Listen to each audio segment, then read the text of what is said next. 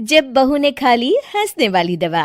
किशनगढ़ गांव में कीर्ति अपने बेटे दिवाकर और बहू अंशु के साथ रहा करती थी। तीनों बहुत ही हंसी खुशी अपना जीवन व्यतीत कर रहे होते हैं। अरे बहू, आज खाना मैं बना देती हूँ। नहीं माँ जी, आप क्यों तकलीफ कर रही हैं? आप आराम कीजिए, खाना मैं ही बनाऊंगी। कितनी अच्छी बहू मिली है मुझे। भगवान ऐसी बहू सबको दे। सब कुछ ठीक चल रहा होता है कि एक दिन गलती से अंशु हंसने वाली दवा खा लेती है। बस उस दिन से सब कुछ बदल जाता है। अरे बहू, मेरे घुटनों में बहुत दर्द हो रहा है, जरा बाम तो दे दे। अरे बाम लगा कर क्या करोगी माँ जी? मैं पाँव दबा देती हूँ। अरे एक तो मुझे पाँव दर्द हो रहा है, ऊपर से तुम हंस रही हो। आई एम सॉरी माँ जी। अरे फिर से हंस रही है, जा तू मेरे कमरे से, मुझे तुझसे बात नहीं करनी। हे भगवान, ये क्या हो गया? अब माँ जी क्या सोचेगी? 2 दिन बाद कीर्ति घर में किटी पार्टी रखती है। उसकी सभी सहेलियां घर आने वाली होती हैं। अरे बहू, मेरी कुछ सहेलियां आज दोपहर को घर आने वाली है। आज कुछ खाने में अच्छा सा बनाना। सहेलियां? क्यों? मेरी सहेलियां नहीं हो सकती क्या? तुम फिर से हंस रही हो? नहीं माँ जी, मैं हंस नहीं रही हूँ। अरे फिर से हंस रही हो और बोल रही हो कि हंस नहीं रही।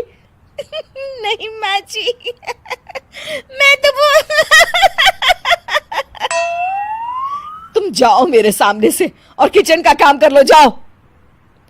दोपहर को कीर्ति की सभी दोस्त खाने पर आ जाती हैं। अरे वाह, घर तो बहुत सुंदर सजाया है कीर्ति। अरे मैंने कहा, ये सब तो मेरी बहू का कमाल है। अरे वाह, बड़ी गुनी है तुम्हारी बहू तो।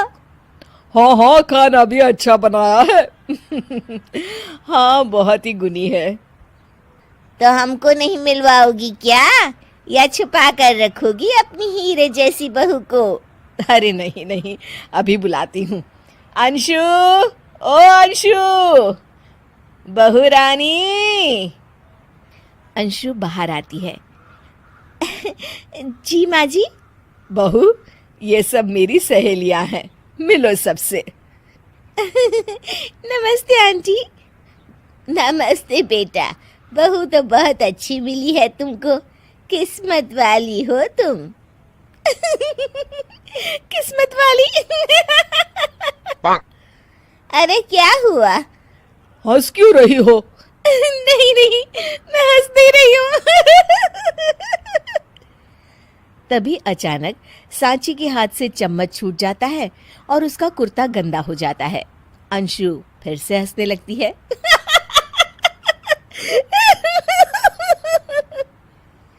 इधर सब सहेलियां गुस्सा होकर चली जाती हैं। कीर्ति भी नाराज होकर अपने कमरे में चली जाती है। हे भगवान, ये मैंने क्या कर डाला? इस तरह से तो माँ जी और उनकी सहेलियां नाराज हो गई। अगले दिन। बहू, ओ बहू, किधर हो? जी माँ जी। जल्दी से मेरे साथ चलो। पड़ोस वाले शर्मा जी की हार्ट अटैक से मौत हो गई है, उनके घर बैठक के लिए जाना है। अंशु तैयार होकर आ जाती है। थोड़ी देर में दोनों शर्मा जी के घर पहुंच जाती हैं। वहां पर सब रो रहे होते हैं। कीर्ति शर्मा जी की बीवी के पास बैठकर उन्हें सांत्वना देने लगती है। बड़े अच्छे इंसान थे मेरे पति। अच्छा। तुम हंस क्यों रही हो? वो अच्छे थे। हाँ हाँ, बहुत अच्छे थे अंकल। अरे अंशु, हंस मत। माँ जी, मैं हंस नहीं रही। मैं तो आंटी जी को बस दिलासा दे रही थी। सब औरतें अंशु की इस हरकत से हैरान हो जाती हैं। कीर्ति भी बहुत शर्मिंदा होती है और वो अंशु को लेकर फटाफट घर लौट आती है। अंशु, क्या हो गया है तुझे? हंस क्यों रही थी तू वहां पर? नहीं बाजी, मैं तो बस अरे तो फिर से हंस दी। जा तू अपने कमरे में, मुझे तो तुझसे बात ही नहीं करनी। मेरा बेटा ही तुझसे बात करेगा अब। रात को जब दिवाकर घर लौट आता है तो कीर्ति दिवाकर को सब कुछ बताती है। ठीक है माँ, अब फिक्र मत करो, मैं अंशु से बात करता हूँ।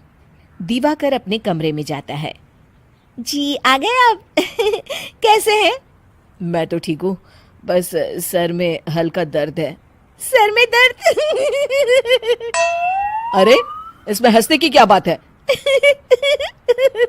नहीं, मैं हंस नहीं रही हूँ। मुझे तो फिक्र हो रही है आपकी। एक तो मेरे सर में दर्द है, ऊपर से तुम हंस रही हो। अरे कैसे समझाऊं मैं आपको? मैं हंस नहीं रही। अंशु, तुम इस घर से चली जाओ। माँ ने मुझे बताया जो भी तुमने शर्मा आंटी के घर किया, और किटी पार्टी में भी। नहीं जी, मैं ऐसे नहीं हूँ। तो अभी क्या हुआ था? क्यों हंस रही थी तुम? रुकिए, मैं आपको सब कुछ बताती हूँ। बताती हूँ आपको सब कुछ। अंशु डायरी में लिखकर दिवाकर को पढ़ने देती है। कुछ दिनों पहले मैंने गलती से हंसने वाली दवा पी ली थी, जिसकी वजह से ये सब हो रहा है। इसका असर कुछ दिन और रहेगा। अरे तो तुमने ये सब पहले क्यों नहीं बताया अंशु? वो मैंने माँ जी को बताने की बहुत कोशिश की, मगर उन्होंने सुना ही नहीं। अरे ठीक है, मगर वादा करो जब तक दवाई का असर ठीक नहीं हो जाता तुम घर से बाहर नहीं जाओगी। नहीं जाऊंगी, और हंसूंगी तो बिल्कुल नहीं। लो, तुम तो फिर से हंस दी।